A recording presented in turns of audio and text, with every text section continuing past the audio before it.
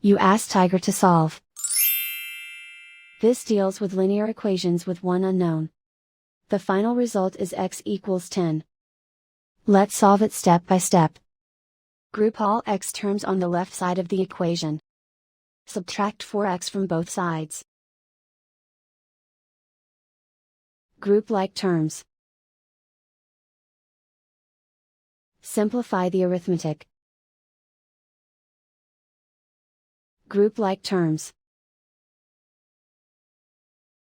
Simplify the arithmetic.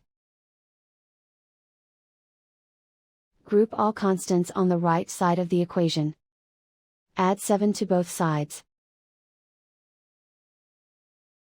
Simplify the arithmetic.